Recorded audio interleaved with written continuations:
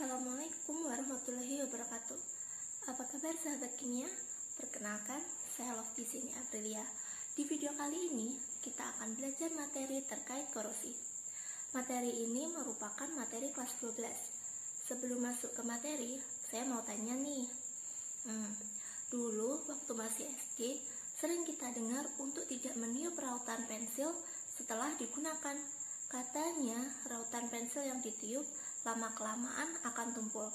Kira-kira hal tersebut termasuk fakta atau mitos ya? Untuk menjawab pertanyaan tadi, mari kita mulai masuk materi kali ini. Salah satu contoh korosi adalah yang terjadi pada besi, atau biasa disebut dengan karat. Besi yang mengalami korosi membentuk karat dengan rumus F2O3X H2O.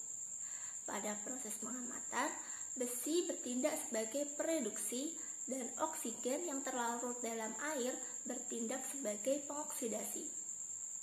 Persamaan reaksi pembentukan karat bisa kalian lihat di slide berikut ini.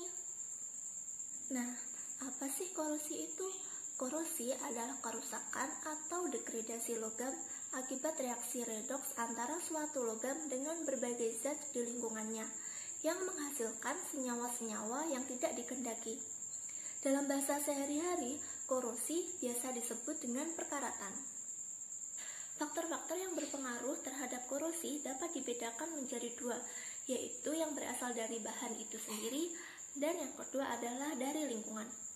Faktor dari bahan meliputi kemurnian bahan, lalu selanjutnya ada struktur bahan, bentuk kristal, ada lagi unsur kelumit yang ada dalam bahan,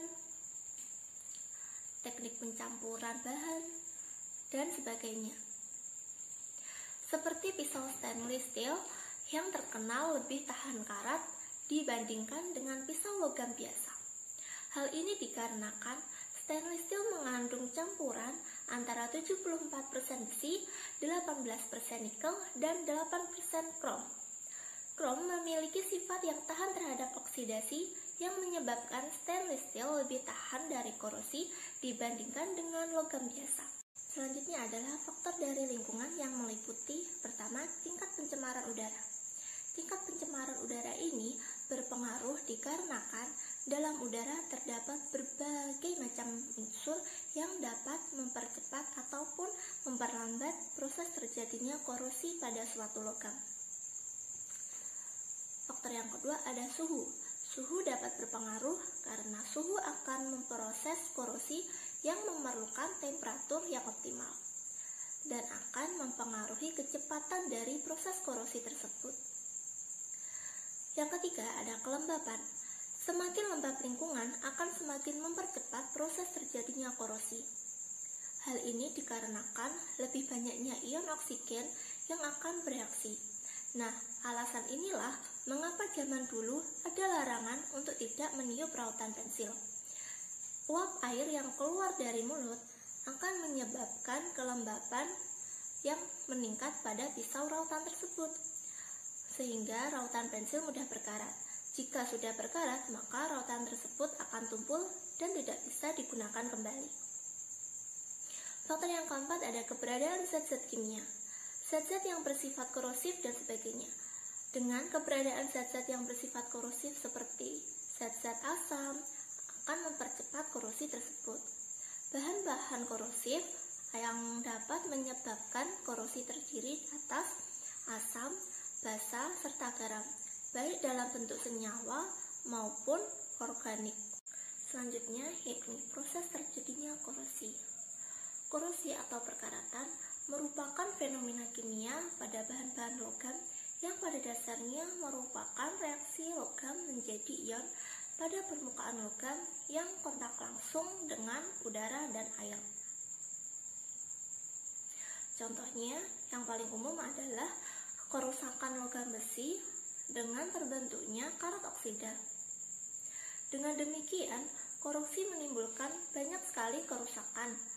Korosi logam melibatkan proses anodik, yaitu oksidasi logam menjadi ion dengan melepaskan elektron ke dalam permukaan logam dan proses katodik yang mengkonsumsi elektron tersebut.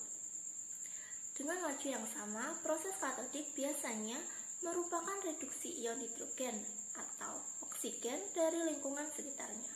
Baik, untuk terakhir adalah mencegah terjadinya korosi. Prinsip sederhananya adalah menutup jalan masuk dan kontak antara permukaan besi dengan air dan udara. Caranya bisa bermacam-macam, misalnya dengan cara pengecatan dan melapisi besi dengan bahan lain, misalnya krom, nikel pada roda yang ada di sepeda kamu, penyepuhan atau galvanisasi. Ada juga logam yang dibentuk dari campuran besi di medan rupa namun tetap kuat, yang disebut dengan stainless steel atau baja tahan karat, yang biasanya digunakan untuk pisau alat dapur atau alat-alat kedokteran atau kesehatan. Baiklah, itu tadi pembelajaran kita hari ini. Sekian dan tetap semangat. Selalu jaga kesehatan ya. Jangan lupakan 3M, yakni mencuci tangan, menjaga jarak, dan memakai masker. Wassalamualaikum warahmatullahi wabarakatuh.